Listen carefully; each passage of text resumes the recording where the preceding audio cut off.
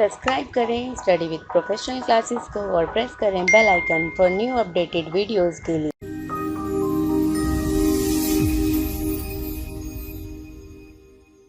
Trade barriers जो है क्यों लगाती है कि ज़्यादा से ज़्यादा जो है इंपोर्ट ना हो सके। अब एक हमारी कंट्री है, ठीक है, इंडिया बहुत सारा इंपोर्ट कर लेती है, तो क्या होगा, हमारा बैलेंस ऑफ पेमेंट जो है वो डेफिसिट में चला जाएगा और हमारी कंट्री जो है, जो लोकल यहाँ के जो बिजनेसमैन है वो उनका क्या होगा, उनको बहुत ज़्यादा लॉस हो जाएगा। और ऐसा ना हो इसके लिए गवर्नमेंट क्या करती है, कुछ रिस्ट्रिक्शन लगाती है, इसे हम बोलते हैं ट्रेड बैरियर्स।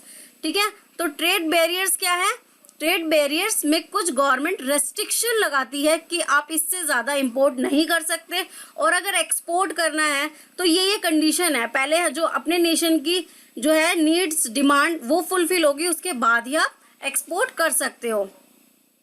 तो trade barriers are government includes induced restriction on international trades with the objective of protecting interest of domestic produce and earn revenue and improve position of balance of payment। ये इसलिए भी लगाती है कि government को जो है वो रेवेन्यू के तौर पर कुछ टैक्सेस मिल जाए, ठीक है, और वो बैलेंस ऑफ पेमेंट को क्या कर सके, डेफिसिट से कम कर सके। ठीक है, तो रेस्ट्रिक्शन लगाने का एक ये भी कारण है कि उनको एक रेवेन्यू मिल जाता है, प्लस उस पर एक लिमिट लग जाती है कि आप इससे ज़्यादा इंपोर्ट नहीं कर सकते, इससे ज़्यादा एक्सपोर्ट नहीं कर सकते, तो ये लिमिट लगाई जाती हैं।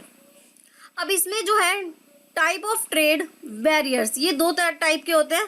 पहला जो है टैरिफ बैरियर्स, ठीक है, दूसरा नॉन टैरिफ बैरियर। तो हम पहले पढ़ते हैं टैरिफ बैरियर क्या होता है। अब जो टैरिफ बैरियर है बेसिकली ये लगाया जाता है कि एक प्रोडक्ट की जो है वो वैल्यू इंक्रीज हो जाती है।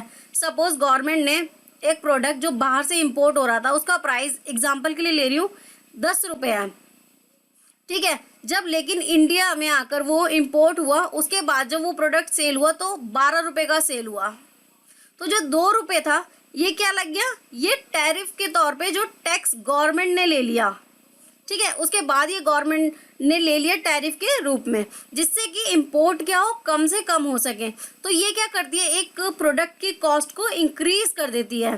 तो देखो यहाँ पर लिखा है मैंने, price increases value of product. वो क्या करती है, उस पर्टिकुलर वैल्यू पे टैक्स लगाती है, जिससे उस वैल्यू जो प्रोडक्ट है उसकी इंक्रीज हो जाती है। The term tariff means tax on duty tariff. तो टैक्स ऑन ड्यूटी यानी कि जो है वो उस पर्टिकुलर जो है प्रोडक्ट पर लग जाती है। Tariff barriers are the tax barrier on the monetary barriers. इसको मॉनेटरी बैरियर्स भी बोलते हैं क्योंकि ये बेसिकली मुद्रा के रूप में या मनी के फॉर्म में लगती है। Imposed on internationally trade goods when they cross the national border. तो यही था, एक कंट्री से दूसरी कंट्री में ये लगते हैं, ठीक है। एक कंट्री अपनी कंट्री के बिजनेस को बचाने के लिए या वहाँ पर ज़्यादा से ज़्यादा इंपोर्ट ना हो, इसको बचाने के लिए वो कुछ टैरिफ्स को लगाती है, जिससे वहाँ के जो डोमेस्टिक हैं, जो लोकल हैं, उनके बिजनेस को जो है बचाया जा सके और उनको प्रमोट किया जा सके। According to the origin and destination of goods. अभी कुछ पॉइंट्स हैं, तो पहला पॉइंट था origin and destination of goods, कि एक गुड्स जब डिलीवर होके दूसरी कंट्री तक पहुंचता है तो किस तरीके के जो है टैरिफ लगते हैं, ठीक है, किस तरीके के टैरिफ लगते हैं। तो पहला है यहाँ पर एक्सपोर्ट ड्यूटी। अब एक्सपोर्ट ड्यूटी भी लगती है, और ये इसलिए लगाई जाती है कि एक कंट्री जो है वो ज़्यादा से ज़्यादा एक्सपोर्ट ना कर सके। अब आप कहोगे कि ऐसा क्यों, ये इसलिए कि अगर एक कंट्री में जो डिमांड है उस डिमांड को फुलफिल करके उसके बाद वो एक्सपोर्ट हो, इसलिए ये एक्सपोर्ट ड्यूटीज लगाई जाती हैं on export imposed by exporting country. ये एक्सपोर्टिंग कंट्री लगाती हैं इम्पोर्ट ड्यूटी। अब इम्पोर्ट ड्यूटी लगाई जाती है जिससे कि प्रोडक्ट ज़्यादा से ज़्यादा इम्पोर्ट ना किया जा सके दूसरी कंट्री से, on import imposed by importing country. तो ये कौन लगाती है, ये भी इम्पोर्टिंग कंट्री लगाती है जो इम्पोर्ट करती है उस पर्टिकुलर प्रोडक्ट को। थर्ड जो है हमारा लगती है ट्रांजिट ड्यूटी। अब ट्रांजिट ड्यूटी क्या होती है? ट्रांजिट ड्यूटी होती है कि एक कंट्री को किसी प्रोडक्ट की नीड है, उसने एक प्रोडक्ट की डिमांड की, ठीक है। अब वो प्रोडक्ट सपोज किसी तीसरी कंट्री से होकर किसी उस कंट्री में जा रहा है जहाँ ज़रूरत है, ठीक है। एग्जाम्पल के लिए ये ए कंट्री है, ये बी कंट्री है और ये सी कंट्री है, ठीक है। अब यहाँ पर जो है वो बी कंट्री को प्रोडक्ट चाहिए, लेकिन ये जो है प्रोडक्ट ए पहले सी को भेजेगा, सी के थ्रू बी तक पहुँच रही है, ठीक है। तो ऐसे क्या हो रहा है, ये उस प्रोडक्ट को घूमकर उस तक पहुंच रही है, तो इसको बोलते हैं transit duty on product passed from another country and imposed by country from which good पास। तो ये भी एक ट्रांजिट ड्यूटी पे की जाती है क्योंकि उस कंट्री से वो प्रोडक्ट पास होकर उस कंट्री तक पहुंचा है। अब कुछ मेजर टैरिफ बैरियर्स हैं, ठीक है। स्पेसिफिक ड्यूटी, अब स्पेसिफिक ड्यूटी पर्टिकुलर वेट पे लगती है कि आप एक जो प्रोडक्ट है, सपोज एग्जांपल के लिए कि आप 10 किलो से ज़्यादा आप इस प्रोडक्ट को नहीं ले सकते या नहीं इंपोर्ट कर सकते, तो इस पे कुछ जो है स्पेसिफिक ड्यूटी लग जाती है कि आप 10 किलो से ज़्यादा जैसे ही ज़्यादा ऊपर मंगाओगे तो आपको ड्यूटी पे करनी पड़ेगी। सम यूनिट और ऑन द वेट, उस वेट पर वो ड्यूटी पे करनी पड़ती है। नेक्स्ट है एड वॉल्यूम टैरिफ। अब ये क्या होता है, ये पर्टिकुलर मॉनेटरी फॉर्म में होता है कि एक वैल्यू लगा दी, एक वैल्यू की 20,000 से ज़्यादा के अगर आप प्रोडक्ट जो है वो इंपोर्ट कर रहे हो तो आपको 20,000 से ज़्यादा पर आपको एक्स्ट्रा टैरिफ बैरियर्स जो है वो पे करनी पड़ेगी, एक्स्ट्रा ड्यूटी पे करनी पड़ेगी। उसका नाम होगा ad valorem tariff on the monetary value of the goods, ठीक है। मॉनेटरी वैल्यू यहाँ पर मनी से रिलेट है। कंबाइंड ड्यूटी, अब कंबाइंड ड्यूटी में ये दोनों ही आ जाते हैं, स्पेसिफिक ड्यूटी और एड वॉल्यूम टैरिफ, यानी कि आपको वेट के अकॉर्डिंग भी देना होगा और मॉनेटरी फॉर्म में भी देना होगा, दोनों ही फॉर्म में आपसे ली जा सकती है। स्लाइडिंग स्केल ड्यूटी, अब sliding scale duty basically agriculture product पे होती है। Agriculture product duty various price और कॉमोडिटी, इन प्राइजेस जो एग्रीकल्चर है उन पर ये टैरिफ ड्यूटी ली जाती है। प्रोटेक्टिव टैरिफ, अब ये कंपटीशन को कम से कम करने के लिए प्रोटेक्टिव टैरिफ लिया जाता है। अब सपोज एक कंट्री जो है वो दूसरी कंट्री में एक प्रोडक्ट को सेल कर रही है और वो ज़्यादा से ज़्यादा इंपोर्ट कर रही है, तो ना हो सके ज़्यादा से ज़्यादा इंपोर्ट, इसके लिए वो क्या करती है, एक प्रोटेक्टिव टैरिफ लगाई थी कि इसके बाद भाई देखो आपने बहुत ज़्यादा जो हमारी कंट्री है उसने बहुत इंपोर्ट कर लिया और हमारे डोमेस्टिक लोकल जो है वो मार्केट को बचाया जा सके, इसके लिए प्रोटेक्टिव टैरिफ लगाया जाता है। नेक्स्ट हम यहाँ पर देखते हैं अकॉर्डिंग टू देयर फंक्शंस और पर्पस ऑफ इम्पोजिशन, ठीक है, कि हमारा जो है वो ठीक से काम हो सके और हमारे पर्पस की हमारे पास ज़्यादा से ज़्यादा जो है रेवेन्यू अर्न हो सके। तो देखो यहाँ फर्स्ट पॉइंट है revenue tariff, to earn revenue.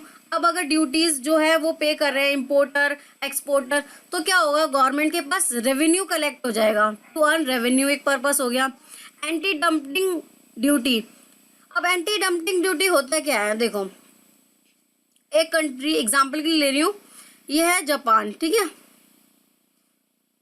और ये है अनदर कंट्री इंडिया। अब यहाँ पर क्या होगा, इनके यहाँ पे जो है सपोज 8G चल रहा है, ठीक है, 8G चल रहा है। अब हमारी जो कंट्री है वहाँ 4G चल रहा है, ठीक है। अब इनके यहाँ जो है ये 8G प्रोडक्ट है, अब इसके बाद 9G आ गया, तो इन्होंने सोचा क्यों ना 8G जो है वो इंडिया में सेल आउट कर दिया जाए, क्योंकि यहाँ पे ये प्रोडक्ट की डिमांड बिल्कुल ख़त्म हो गई है, तो यहाँ सेल आउट कर दिया जाए, यहाँ डंप कर दिया जाए, ठीक है। तो ऐसे जो कंट्री हैं वहाँ पर जो कंपनीज हैं वो अनदर कंट्री में जाकर उस प्रोडक्ट को डंप ना कर सकें, क्योंकि यहाँ पर आके तो बहुत सस्ते में बेचेंगे वो अपने प्रोडक्ट को, और ऐसा ना कर सके इसके लिए एंटी डंपिंग ड्यूटी लगाई जाती है।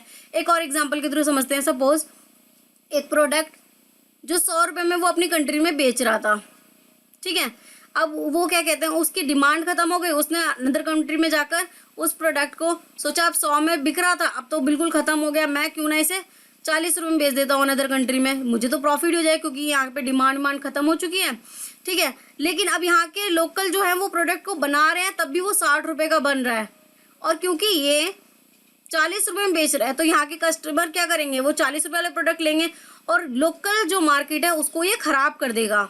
और ऐसा ना हो इसके लिए एंटी डंपिंग ड्यूटी लगाई जाती है, जिसके बाद इसमें कुछ जो है टैक्सेस ऐड करके इसको 60 के बराबर कर दिया जाएगा।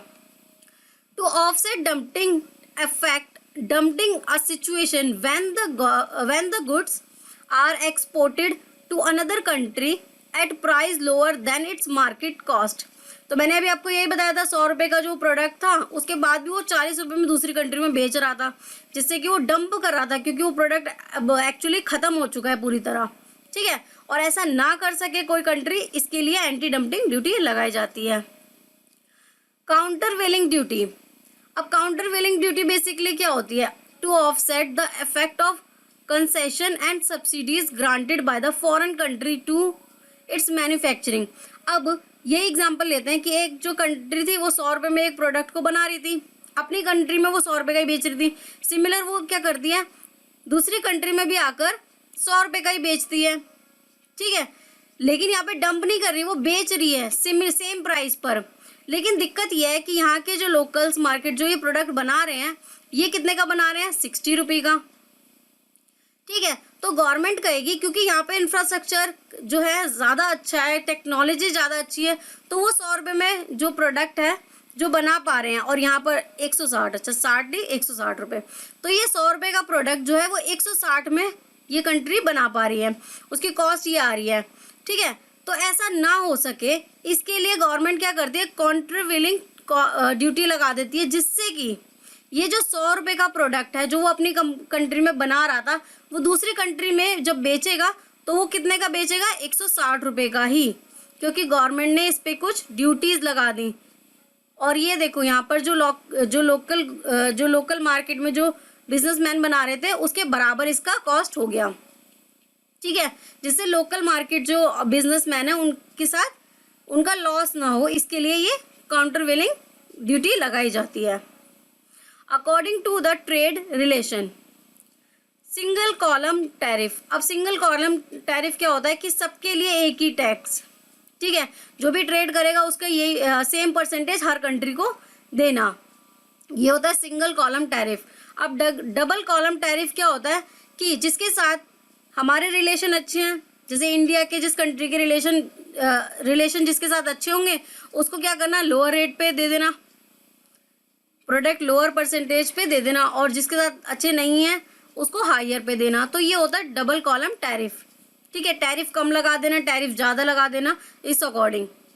नेक्स्ट है ट्रिपल कॉलम टैरिफ। इसमें 3 रेट्स होते हैं, एक तो जनरल होते हैं जो सबके लिए होंगे जैसे 1 रेट, और यहाँ पर दूसरा होता है जिसको हम प्रेफरेंस देते हैं। ठीक है, जिस कंट्री को हम क्या करेंगे, प्रेफरेंस देंगे कि हमारे इस कंट्री के साथ रिलेशन बहुत अच्छे हैं, हम इनके साथ टैरिफ जो है बहुत ही कम लगाना चाहते हैं। ठीक है, और दूसरा था, तो ये 3 तरीके के हमारे टैरिफ होते हैं, सिंगल कॉलम, डबल कॉलम और ट्रिपल कॉलम टैरिफ।